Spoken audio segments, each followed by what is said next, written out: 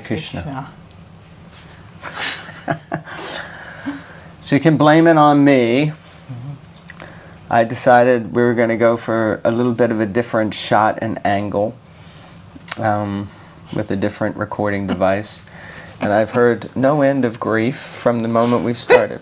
But it's okay, because here we are, and we're doing it anyhow. So we'll see how it turns out. If you like this angle, give us a thumbs up. If not, give us a thumbs down. Either way, it's not that big of a deal. We don't have to do it again. But here we are. And what are we here to do? Read Srimad Bhagavatam. Oh yes, Srimad Bhagavatam. Canto 3, Chapter 30, Text 4. The chapter is entitled Description of Adverse Fruitive Activities. Om Namo Bhagavate Vasudevaya. Om Namo Bhagavate Vasudevaya. Om Namo Bhagavate Vasudevaya. So you're supposed to go up, then it comes in. I think the whole world is so tired of hearing you say that. But maybe they're not. Okay. Text 4. The living entity, in whatever species of life he appears, finds a particular type of satisfaction in that species. And he is never averse to being situated in such a condition. Purport. The satisfaction of the living entity in a particular type of body, even if it is most abominable, is called illusion. A man in a higher position may feel dissatisfaction with the standard of life of a lower grade man, but the lower grade man is satisfied in that position because of the spell of Maya, the external energy. Maya has two phases of activities. One is called prasepatmika and the other is called avaranatmika. Avaranatmika means covering and prasepatmika means pulling down. In any condition of life, the materialistic person or animal will be satisfied because his knowledge is covered by the influence of Maya.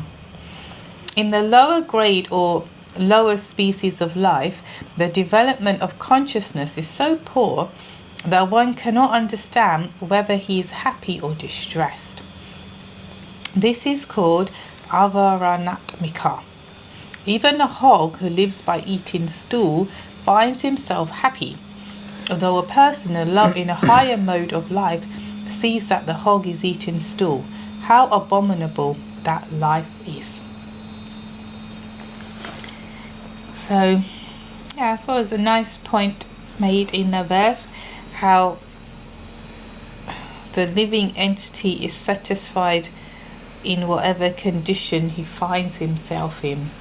And I was thinking, yeah, and like it's explained in the purport, to do with the covering of illusory energy, because otherwise if we weren't covered, it's actually a blessing, as weird as that sounds, because for the conditioned soul, the pure conditioned soul who's part and parcel of Krishna, if we weren't blessed by the illusory energy to be covered, we would suffer so much. Do you understand? With that knowledge, like as spirit soul, I'm fully cognizant and I'm like aware I am trapped in this hog's body. How did I get here? How miserable. And I'm conscious that I'm eating stool and I'm eating all sorts of rubbish. No, because of that awareness. So in the same way I'm in a spider's body, I'm in a whatever, if we, or even in human bodies, but certain levels of degradation, but you're fully cognizant that, oh my God, I'm a spirit soul. I don't belong here. I came here because this. Do you understand? And then that would be, I think, more suffering. So it's actually mercy that we get covered in that sense, to not be aware, like if you make someone cover their memory or whatever. It's actually, like sometimes trauma victims, the people that go through terrible situations, their minds, or they block out what happened, and they can't bring it back or whatever. Protection mechanism. Because just to face it is, I mean, you cannot deal with that. You cannot live with that. So that's what I was thinking, that actually, in order to just function and work through the cycle, evolutionary cycle, as it were, we have to be covered. Otherwise, we would be miserable. Very good points. Yeah, it's actually kind of a mercy. The forgetfulness. Yeah, I like these two words, prakshepatmika and avaranatmika. And because the nature of the illusory energy is to cover us over and to pull us down. There's a diluting aspect of the material energy and a degrading aspect of the material energy. So we become diluted, covered, avaranatmika, and we get degraded and pulled down by the prakshepatmika. So these are really wonderful words, actually. And because at first when we read this verse, I thought, what? Oh yeah, I guess so. When you wind up in a species, if you're not in a human body, you're just, okay, I'm in this body, and that's what I do. I'm a spider, I wind a web, and I'm a rat, and I go here and there, and I'm a cow, and I eat grass. And you just do what you do because you're in the body. Even humans, we just do what we do because we're in these bodies. It's what we learn from others, and we don't really think of ourselves as any more than just these bodies or vessels that move around and do what they do. But actually, there's more to us. But that is the diluting and degrading energy of nature of the material energy. So yeah, I think this is very, very powerful knowledge and science to help us kind of get free from the binding tendency of the material energy. So very nice. Oh, and it reminded me of the story of King Indra when he was cursed to take birth as a hog. And Brahma eventually came and said, okay, Indra, time's up. I'm going to call this to a close. Come back to the, heavens and take up your post. And he was like, what are you talking about? I'm really happy here with my piggy wife and piggy kids and in the mud and farmers bringing, some slop for us to eat. And I don't want to go to heaven. This is heaven. And I remember there's a song by a band, I won't say the name of the band, but it was called Pigs in Zen. And there's this idea that ignorance is bliss. So in ignorance we can remain blissful because we remain in the illusion and we think we're enjoying it. Right? Like that movie The Matrix, there was that one scene, the guy, he wanted to go back into the illusion. He had been freed from the Matrix, but he wanted to go back in. And there's one scene, he's eating some nasty stuff and drinking wine. And he says, I don't care what you have to do to me, just put me back in so I think that eating this is real and drinking this is real, and I just live in the illusion. So people want to live in ignorance because it's blissful. And yeah. Anyway, another story. I could keep going on, but one friend of mine, I was speaking to him when I first got involved with Krishna consciousness, and we were talking about religion and spirituality, and his wife left the room, and she went off to make us some tea, and she was gone for ages, and then she came back in, and I said, oh, you missed the whole conversation. She said, yeah, I did that on purpose. I said, what do you mean? She said, because the things you were saying were starting to make sense. And I realized if I keep listening to this, then it's going to dispel all of my own personal beliefs that I have right at the moment and start to change my life, and I'm happy the way that it is. And I just thought, wow, isn't that amazing? People just, they like to remain deluded. So waking up isn't easy. Waking up out of the illusion isn't easy. But if we want to make spiritual progress, it's necessary and required. Hare Krishna.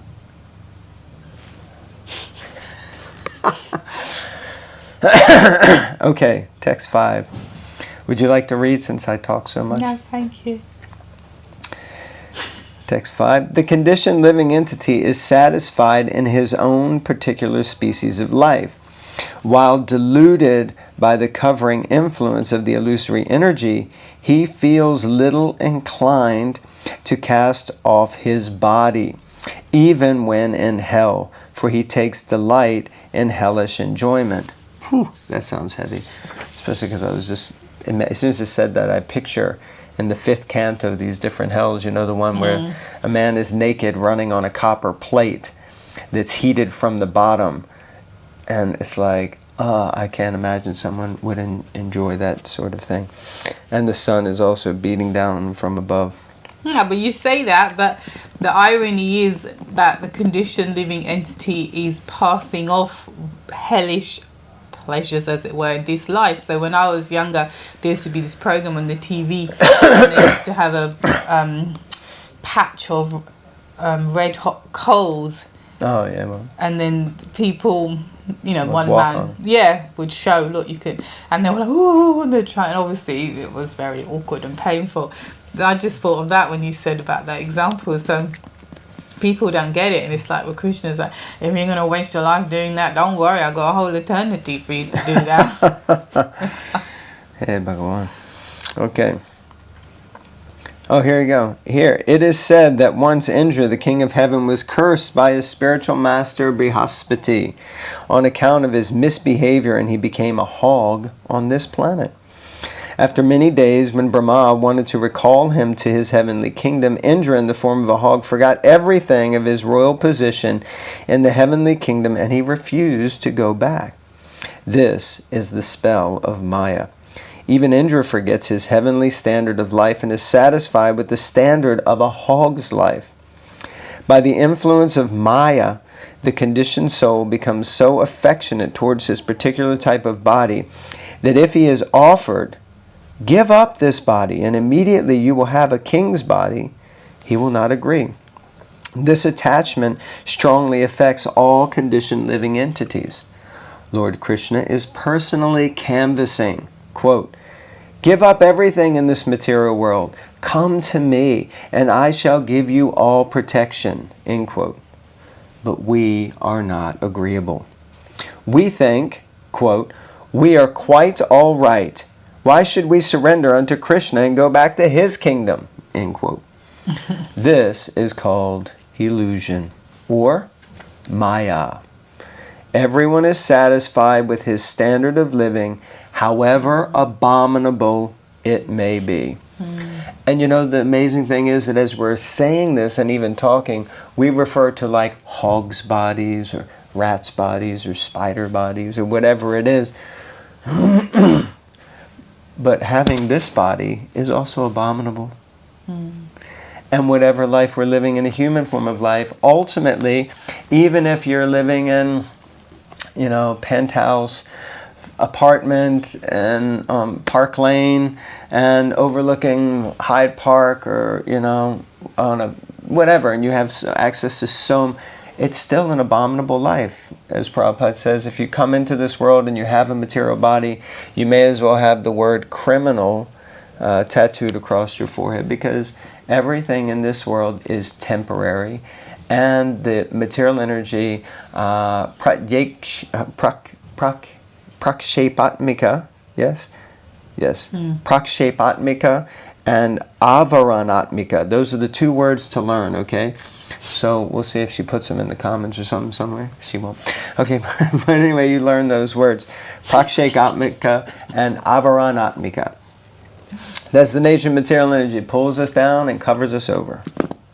Okay, I'm done. Oh, okay.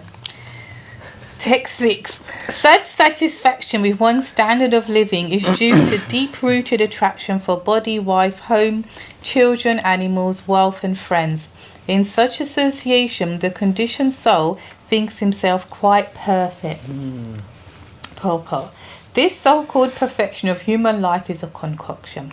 Therefore, it is said that the materialist, however materially qualified he may be, is worthless because he is hovering on the mental plane, which will drag him again to the material existence of temporary life. One who acts on the mental plane cannot get promotion to the spiritual. Such a person is always sure to glide down again to material life. In the association of soul called society, friendship and love, the conditioned soul appears completely satisfied. I was just reading like these purports, and I'm thinking ultimately our enemy, if you want to call it enemy, or our greatest obstacle is the illusionary energy. Once you pull that back, we can see what is what. You know, a bit like when Arjuna was on the battlefield and Krishna revealed the universal form and revealed so many things, but it required Krishna to pull back or to purify Arjuna's vision to that extent that he could see.